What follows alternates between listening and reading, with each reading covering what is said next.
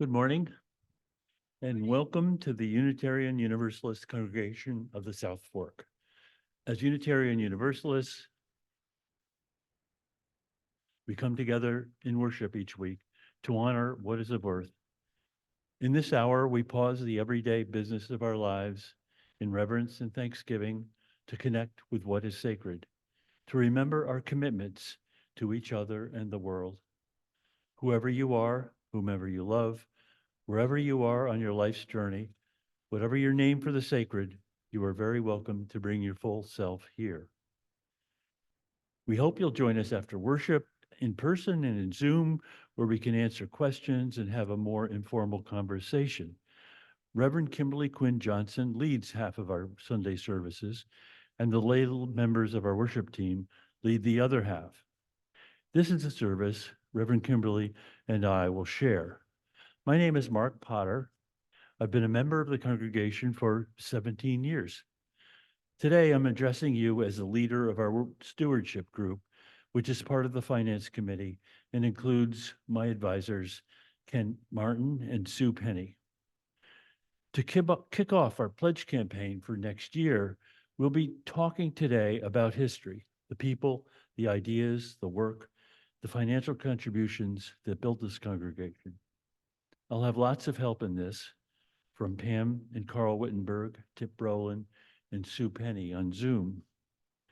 Our musician this morning is Abigail Fleming. Our tech host are Carl Wittenberg as a Zoom angler. And I see it's not Carl back there. It's Reverend Kimberly and Monica Zazada on the camera. An excellent headphone is available near the computer for anyone who would like help with hearing. And now might be a good time to silence our phones. You may have noticed that we have we're set up to welcome children here in the sanctuary in the back with Kim for quiet play. Let me just make sure my thing is silenced. Yeah. You may have also noticed these envelopes on the glass table. These are your pledge forms for next year, the fiscal year, which begins this year on July 1st and ends June 30th, 2025.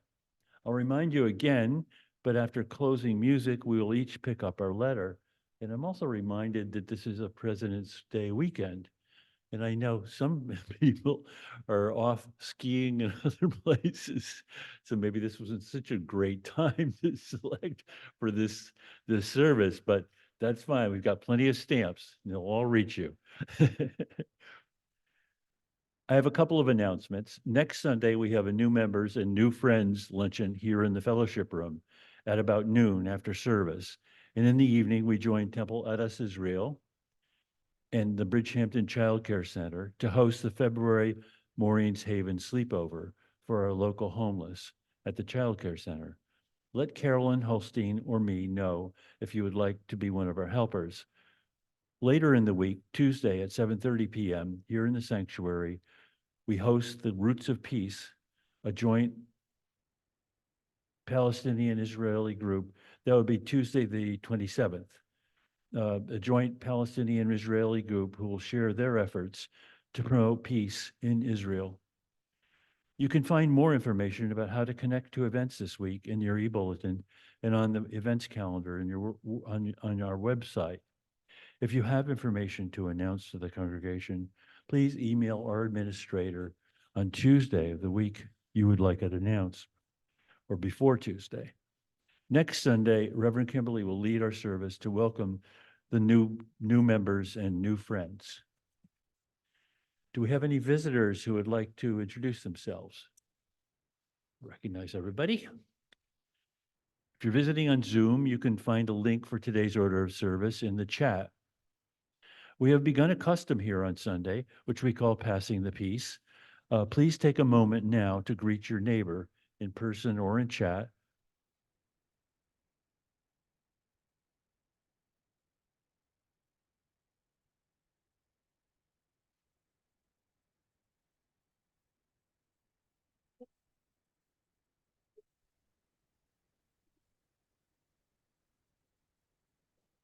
That's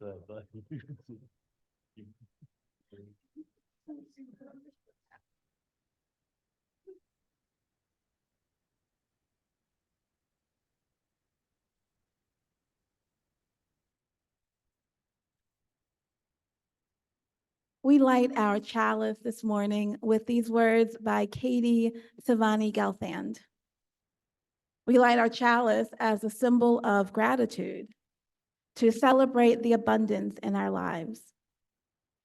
In this sanctuary, in this community, we harvest bushels of strength for one another and offer our crop with hands of compassion and generosity. In the authentic and gentle manner of our connections, we cultivate a simple sweetness to brighten our spirits. May we be grateful for the ways we nourish and uplift each other, for it is the sharing of this hallowed time together that sustains us. Mark is going to begin for us.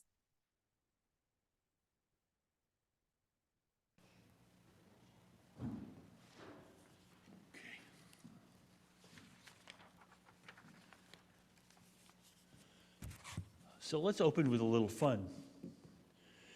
Back in the age of sailing ships and pirates, flotsam of all kinds, sometimes treasure, washed up on the ocean beach. One morning, after a fierce winter storm, a young girl gathering wood, perhaps she was a Hildreth or a Halsey, found a strange bottle of Venetian glass with a letter sealed in it. This letter, being written in Latin, was excessively difficult to read, so she and her father carried the bottle to their Puritan minister who lived in Bridgehampton. Upon reading the letter, he spoke one word, blasphemy, and refused to return it to the girl and her father. Instead, he called a meeting of the church elders, who decided to bury the bottle with its blasphemous letter in the wooded hills above the town. How were they to know that 400 years later, people who imagined they were building enormous country houses, chateaus, and villas in these hills? Not many months ago, a backhoe operator near Brickhill Road uncovered the very same bottle of Venetian glass. Thinking it contained instructions for treasure, he used ChatGPT to decipher it. He was greatly disappointed. It was a religious tract of some sort, a prophecy which made no sense to him. It began, ubicum haec fiasca terram sicum inviat. But I'll read it in English because I have a ChatGPT also. Wheresoever this bottle shall find dry land, on that shore will grow a new church, welcoming Jews, Protestants, Catholics, atheists, unbelievers of all degrees, a people who hold that rich or poor are of equal worth, a people who guide their affairs with justice and compassion, a people who support each other in their individual search for truth and meaning, and who respect the web of existence of which we all are a part. Sounds pretty good to me. Very Unitarian Universalist. So, it came to pass, many years after that bottle may or may not have washed up on the shore, a South Fork homeowner placed an ad in the East Hampton Star to state his interest in Unitarian Universalists. And by 1985, the small group received a national charter from the Unitarian Universalist Association, RUUA. Our founding members included Janice and John Halsey, the Chalifs, Roger Smith, Mildred Granitz, and our own Linda Sherman, who I think is going to arrive somewhat later, because I was going to ask her to stand up and take a bow. Pam Wittenberg and her husband Carl and their two children joined shortly afterward in the 1990s. Pam will describe the social glue that helped the congregation grow. Why don't you come up, Pam?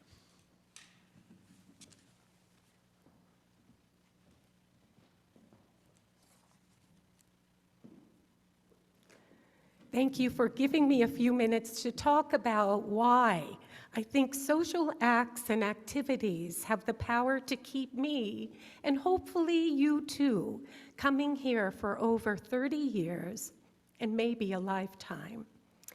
This community is the reason why I keep coming. Our Sunday services, of course, are the beating heart.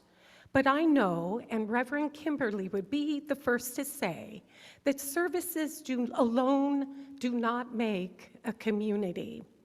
Services can address our lives and the issues we face beyond these walls, but services alone cannot do anything about our lives and the issues we face, like loneliness, for example.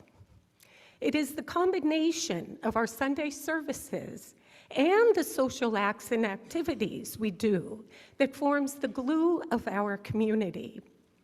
Studies have shown that religious communities are the best places, for example, to fix our loneliness.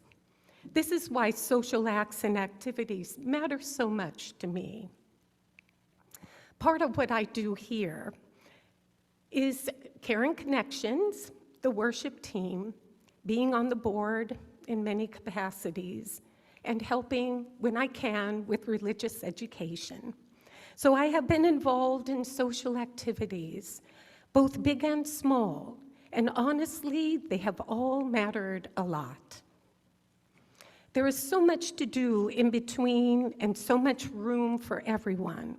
Today and always, we go to adult education courses, like recently reading Repentance and Repair, the UUA recommended book. And once we had circle dinners that were a mainstay. There are summer picnics, retreats, and some protests or march or parade with our Stand by Love banners. Next Sunday is another new member lunch open to all. We explore movements such as Black Lives Matter and sanctuary congregations. Carl and I have helped with Habitat for Humanity in Bridgehampton. Some of us spent weekends and evenings for beloved conversations. We work to better understand our Shinnecock neighbors through peer, and today, the art on the wall, thanks to Anastasia's Arts and Aesthetics. Today, we share our responsibilities for Marines Haven, embrace our multi-faith communities. There's a Roots of Peace, again, mentioned by Mark this week. We manage our food pantry and our summer and memorial gardens, have opportunities to recite at Laura's open mic and to sing in our choir. Our most technological kept and keep us together during COVID and beyond through Zoom. Our HICO recipients are eager for volunteers and further involvement with our congregation. And so is our UUCSF community. The list goes on. There are many ways to get involved socially here. We are a congregation that is and always has been full of big and small social activities, including making coffee that leads to random discussions and acts of kindness, nods of understanding, and better days for someone. So there are no small acts. Year in and year out, all these acts form a strong circle around our UU values, our mission, our visions, our hope for the future, for all of us and for those yet to come. Thank you.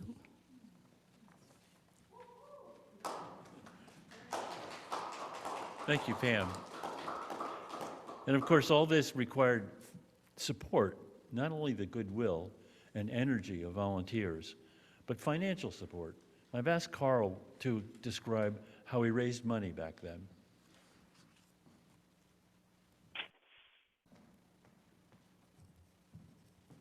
Yeah, back then we're always raising money. I was the leader of the Stewardship Committee from 2013 to 2019. Stewardship is our euphemism for pledging. I think that the main thing I learned from my stint in stewardship is how big an effort it is to convince people to pledge and to follow up with them to receive the pledges. In spite of this, I forgot to pay my pledge this fiscal year. And if I forgot after doing the job for 7 years, that proves how hard it is to lead stewardship. Mark Potter is a hero for taking on the task and, of course, for reminding me that my pledge was still missing, and we fixed that. Pam and I have been members since 1993. During our 30-plus years, fundraising reached a crescendo when we were ready to build this building in the early 2000s. I enjoyed creating Celebration Sunday services for our quieter pledging drives from 2013 to 2019. I tried to come up with something creative each year. Here were some of the gimmicks that I used. I used cardboard boxes sized to illustrate income and expenses. We had In the Boat Together, where we shared UU stuff that we put in Tuna's model boat. I used a pledge form that was an origami bird. I did a space exploration theme, UUCSF Goes to Another Planet. This service included a calculation of the gravity on the Little Prince's 12-foot diameter home asteroid, which turned out to be too low for you to even walk or jog on without going into orbit. This was my favorite service of the bunch. And I had pledge forms that looked like Latin indulgences that went with a travelogue about a Martin Luther-themed tour I had just done in Wittenberg, Germany. So that was a sample. Despite these gimmicks, the pledge rate would usually be only about 50% a couple of weeks after Celebration Sunday, and I needed to follow up a lot. The higher the pledge rate during a service, the easier the job is during the rest of the year. So I feel bad, Mark, that it's like a holiday weekend, and what we really want, is like to be done today, but it's not going to be done. Besides Celebration Sunday services, we have also tried a number of benefit dinners, galas, yard sales, concerts. These were too numerous to list. Recently, our fundraising included Nancy Remkes's singer-songwriter concerts, which were composed of about 4 concerts during the winter. Some proceeds went to the congregation and some to the artist. We would typically fill this room. I thought that the acoustics were bad, but packing this room with people wearing winter coats did help to create a sound-absorbing surface. Probably these concerts would be even better now with the acoustic panels we installed thanks to Jerry Boyer. Another fundraising tactic we used was face-to-face meetings of a dozen people at a time taking place in a volunteer host's home. We would have coffee and cookies and snacks. In this more intimate setting, a member of the finance committee or board could explain the UUCSF budget. The idea was to demystify the process and provide a forum for questions. My most memorable home visit was to Charlie Coulter's and Margaret Logan's home in Southampton Village.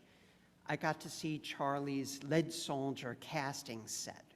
That's something you can't buy at Lily White's anymore. Now I am not serving a role in the financial life of this congregation, except as a member of a pledging unit, as we call it. My past roles gave me an acute appreciation of the need for pledging and the difficult financial needs of this organization. I imagine that a congregation made up of previous heads of stewardship committee would be the most supportive Celebration Sunday audience of all time. So if you each want to take a turn, it would be a good idea, and you'll know what it takes.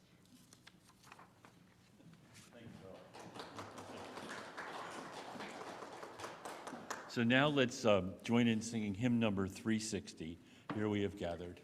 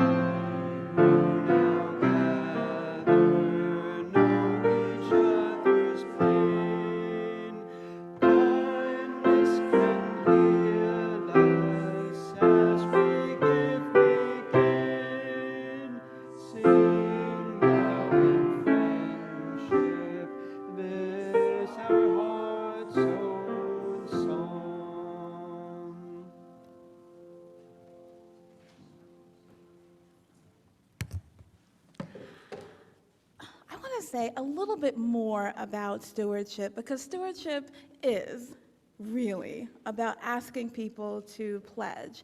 But it also, what the stewardship and the finance committee do is care for the resources of this congregation.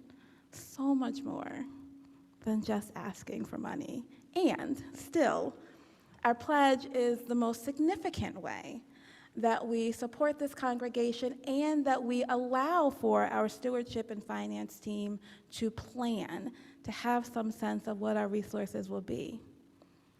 A more immediate way and ongoing way that we also support the work of this congregation is through our collection here each Sunday morning.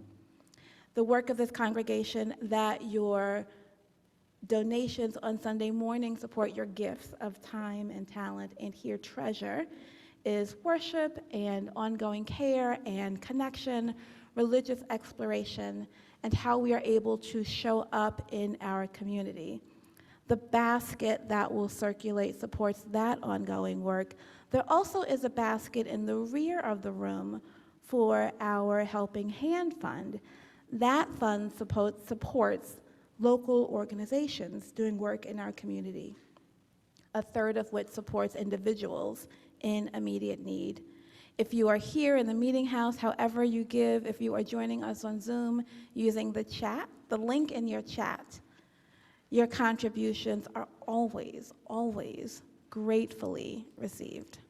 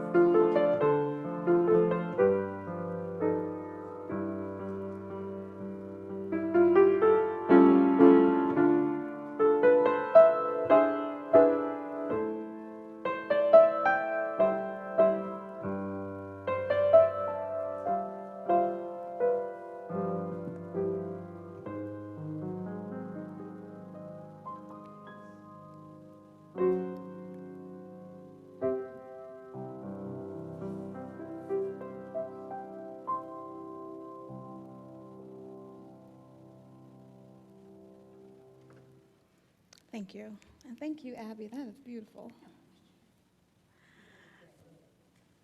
This is a time in our service when we share our personal joys and concerns. If you're here in the meeting house, we invite you to come to the microphone. And because I am up here lighting candles, somebody who's not me might move to the back of the room and help those of you who are joining us on Zoom to also share and participate in our joys and concerns. You can unmute yourself on the phone by pressing star 67. You can indicate to Carl that you have something to share by raising a hand or in some other way gesticulating for attention. We offer this moment for meditation as we settle into ourselves. It's time to take a breath,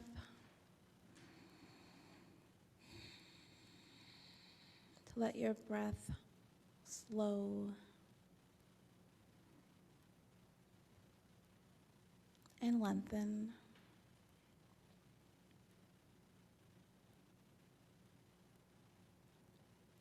Feel at home in your body and in whatever space you find yourself.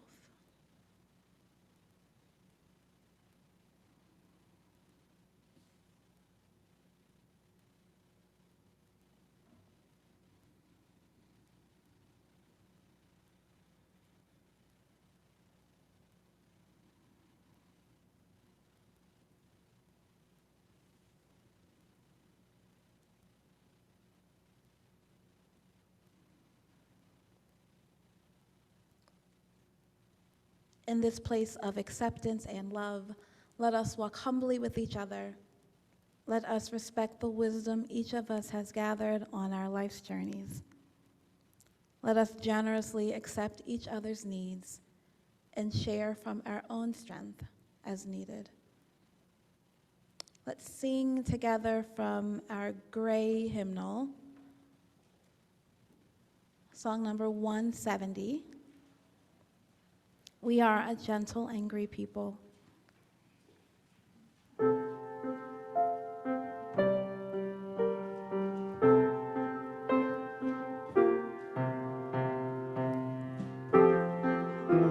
a gentle, angry people, and we are singing, singing for our lives.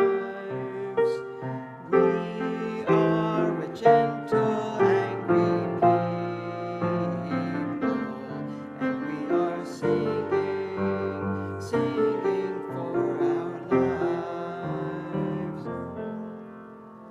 We are a justice-seeking people, and we are singing, singing for our lives. We are a justice-seeking people, and we are singing, singing for our lives. We are young and old together, and we are singing, singing for our lives. We are young and old together, and we are singing, singing for our lives. We are a land of many colors, and we are singing, singing for our lives. We are a land of many colors, and we are singing, singing for our lives.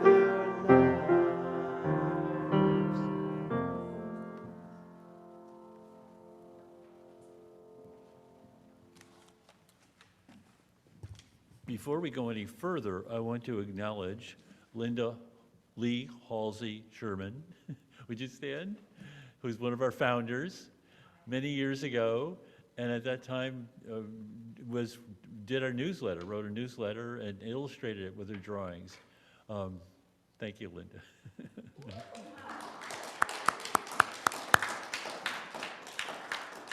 So now we turn to Tip Brolin, who joined our congregation while we were still renting space in the Watermill Community House. Tip will tell us how we managed to build this meeting house.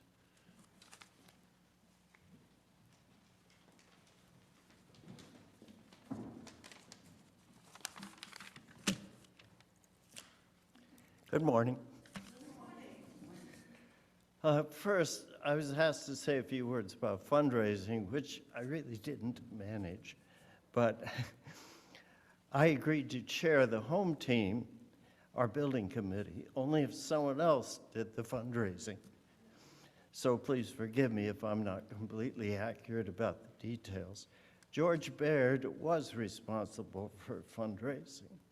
He was perfect for the job. He did a fantastic, marvelous work. Buying the land and constructing the meeting house cost about $1 million. This was in the early 2000s when $1 million was a lot of money. So $175,000 was from a mortgage, paid off largely due to a suggestion and donation from Paul Berman, as some of you know. The remaining $800,000 was from many generous donations, due in large part to George's perseverance and talent. It was just enough. Our 70-member congregation was close to broke, literally, We had no money in the bank until we got a surprise donation from an anonymous donor, which enabled us to pay our last bills for this. Next, the building itself. The congregation formed the home team in early 1999. It included Mark Ewald, who was our treasurer at the time, Leonard Davenport, Margaret Logan, Reverend Allison Cornish at the very beginning, John Barrows, Betsy Crawford, and me as chair. It stayed that way during our entire 7-year journey, with remarkably few injuries. The process. First, we competitively selected a local architect, Fred Stell, and asked him for what was called an aspirational design, which in the event turned out to be too expensive to build. So it resided on paper only. To reduce costs, Fred recommended that we switch to a pre-engineered design, where the builder provides the architectural services and builds part of the building in a factory, shipping them to the site for erection. As the designer builder, we competitively selected Barden and Robeson Corporation with headquarters in Millport, New York. The result was not as grand as the initial concept, but was a lower cost, practical building with what we asked for in the form of spaces, etc. I might add that our plan as to how we were going to use these spaces has deviated considerably from how we actually use the spaces, particularly downstairs, but it still works.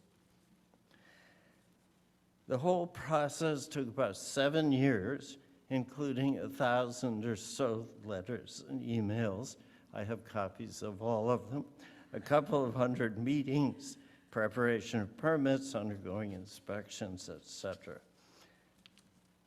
Something we need to understand is many in the congregation, in addition to the home team, helped greatly.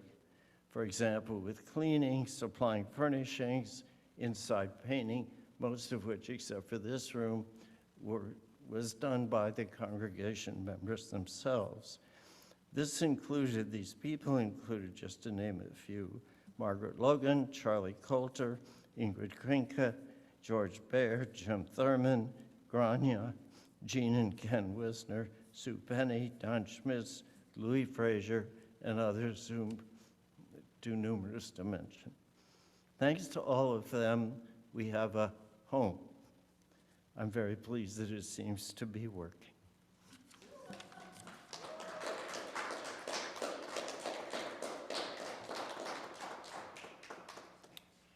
So throughout all this, as Pam alluded in her talk, from 1985 till today, what has always been most important to us have been our worship services.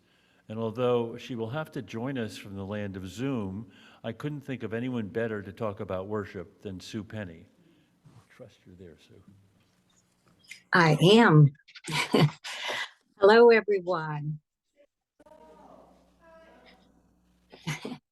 It makes sense to me that as the current chairperson of the Committee on Shared Ministry, I've been asked to talk briefly about the ministers of our congregation and worship. I've been a member since 1994, so I can list about 6 major players. The first minister here was Reverend Randy Becker. He was part-time and also the religious education coordinator for LIACS, a Long Island Area Council. He was a great support to the Beginning RE program here that was quite successful, perhaps because the founding members were parents. Don McKinney was a booster for us. His job was full-time minister at the thriving Brooklyn congregation. He was there for 40 years and spoke about how he disliked preaching at other congregations because of the lack of connection with the audience, but we were the exception.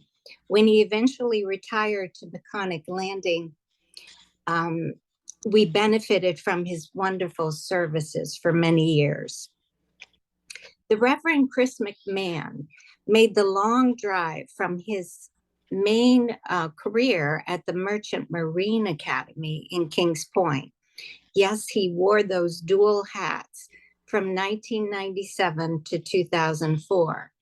He helped us think big and supported, if not helped drive our efforts to have our own building. As you know, we don't always agree with our minister's sermons. I still remember a particular one after Chris served in the Bush administration immediately after 9/11 and was a bit too hawkish for some. It affirmed the right of the pulpit for the minister to speak his or her truth. I can remember when our longest sitting minister, Allison Cornish, was on the board and had a whole different career in historical preservation. She said that if we don't grow, she may have to find another faith community. Needless to say, that lit a fire under us. As most of you know, she went on to become a minister, and we found our way back to each other a few years later. After 10 years as our minister, she was ready to serve in a larger capacity and eventually found her way to environmental ministry, which she is still doing. There were large shoes to fill, as she had grown up with us as well as ministered to us. So Nancy Arnold was brought in as an interim minister, and after a couple of years passed us to Reverend Kimberly, or Kimberly to us. In the course of 8 years, Kimberly had been ordained and settled here.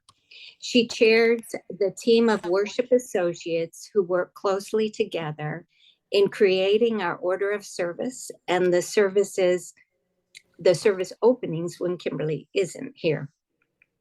It has been a blessing to be on this team with Kimberly.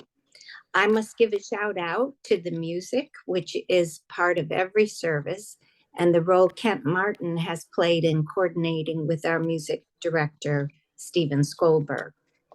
When I was president with Stu Lowry in the late 90s, I was honored to accept the Eugene Pickett Award handed out by the Metro District we belonged to at that time. It's all changed now.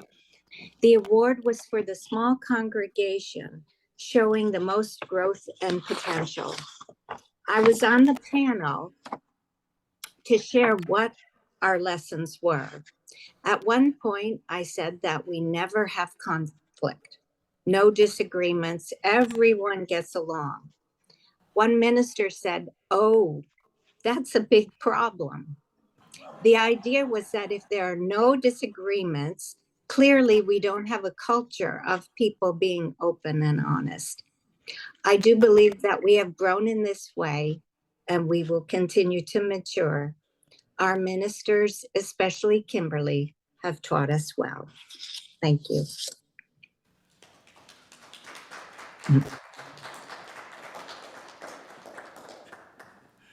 Thank you, Sue. That was great. So there we have it. Not only do we have an ordained minister, now we are landlords with all the responsibilities of mortgages, maintenance, contracts, zoning regulations, and employees. I remember back in 2010 when I served 2 terms on the board, we had not much more than $20,000 in the bank at the end of each year, and we weren't confident that we ever would. Didn't see how. But the fear I felt back then, and the fear a few others felt at the time, was misplaced. The congregation has always been generous. Bequests from Len Harmon and Mildred Granitz added $70,000 to an endowment. Pledge income grew from $62,000 in 2010 to $70,000 in 2020 and $90,000 by 2023. Equally important was the energy we all put in to enhance the meeting house and build a solid foundation for the future. In 2010, Margaret Logan led a group that created our memorial garden. We raised $9,000 to purchase the plantings and lay the bricks that Jim Thurman now monitors. In 2011, Paul Berman stood up during a too long congregational conversation where there was some conflict about the budget and suggested the answer to our budget problems would be to eliminate our mortgage payments. With his encouragement and a starter gift, along with generous gifts from others, we raised $100,000 to pay off most of the mortgage on our meeting house. In the fall of 2014, John Andrews encouraged us to install solar panels. He encouraged us and did most of the work. We raised $32,000 to install those panels, which has saved 176 tons of carbon dioxide from depleting the atmosphere. All this while generating $48,000 of electricity. I wish all of us could have met Paul Berman. He was a modest man, a lifetime bachelor. Grania Brolin tells a story of visiting him in his spacious pre-war West Side apartment and ducking under his laundry, which hung on lines strung across his living room. He loved his UU congregation here on the South Fork and in Fort Worth, Florida. At his death, he left large bequests to both congregations. We received $700,000. It allowed us to create the HICO Fund, which we use to donate money to local charities, including Maureen's Haven Homeless Outreach, to which we also contribute many hours of labor. But for me, the greatest benefit has been the $31,000 annual distribution we take from the Paul Berman's bequest to help pay our expenses each year. When we add this to your generous pledges and our rental income, we were able to support a Unitarian Universalist star, Reverend Kimberly Quinn Johnson, who is also our star in the sweet glue that binds us. She deserves the compensation that fits her talents, and it is your generosity that assures she will receive it. So let me talk a minute about, well, I've been talking about pledging. Let's talk more about it. So each of us understands what we're doing here. We're beginning to plan the budget for next year. By next year, I mean the 12-month fiscal year, which begins on July 1st of 2024, this year, and ends June 30th, 2025. The Finance Committee has already communicated with many of you to establish a reasonable expense budget, and today we begin to talk about the money coming in, our income. Our single greatest source of income comes from your pledges. A pledge is your commitment to donate whatever seems comfortable and appropriate for you to give during the upcoming fiscal year. Individual pledges last year ranged from as little as $50 a year to as much as $17,000. Depending on where we are in our lives, each of us makes our own decisions about this. But never forget, we are first and foremost a democratic organization. Your influence is based solely on showing up, not on how much money you give. Here, we differ greatly from our Calvinist ancestors who settled this place. In front of me, or rather over there on the side table, is our letters addressed to each of you, each with a pledge form for next year to be returned to the Stewardship Committee. We even have letters for those of you who are new to us, but as I look out here, I think I've got letters for everyone, personal letters. So at the end of the service, after Abby's closing music, please come to the side table and take a letter for yourself. It's arranged out roughly or alphabetically as best we could. And now, please rise to join in singing hymn number 318, We Would Be One.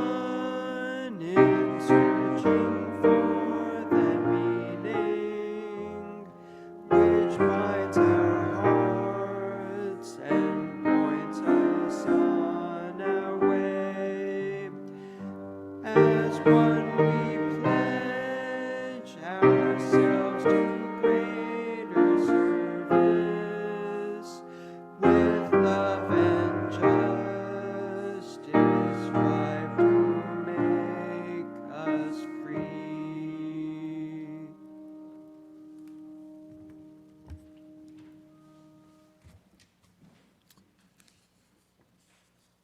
So before we close, I wanted to point out that we have actually a history of the congregation written out here. Some of it that I spoke is not in the book, but it's accurate. But there's a lot of interesting information in there if you want to borrow it and read it at home. And now I want to thank Linda Sherman and Pam and Carl and Tip and Sue for helping me with this. And I also want to acknowledge all the other people who were with the congregation before we moved into this meeting house and are still with us. So please stand up. Carol Mason, were you please? And Kent Martin is zooming in, or probably not. He's probably on the slopes. Myrna Truitt, and Carlos is back there in Zoom someplace. Bill Dulcimer is still with us in Mexico someplace. Jim Thurman is probably in New York City now. Ken Dorff and Stuart Lowery are down in Florida. Mark Ewald is out in Dakota. I don't know if he's in Zoom or not. Grania Brolin. Thank you, everybody.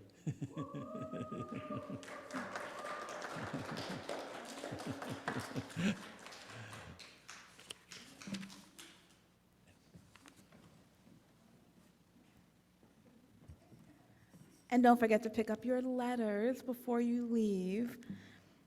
As we do, prepare to leave this space. Pack away a piece of this congregation in your heart. Wrap it carefully like a precious gem. Carry it through the joys and sorrows of your days. Let its gentle glow strengthen you, warm you, remind you of all that is good and true until you gather here or there, where we are together again. Amen. We extinguish our chalice with the unison words in your order of service. We extinguish this flame, but not the light of truth, the warmth of community, or the fire of commitment. These we carry in our hearts until we are together again. Please do remain seated for Abby's postlude.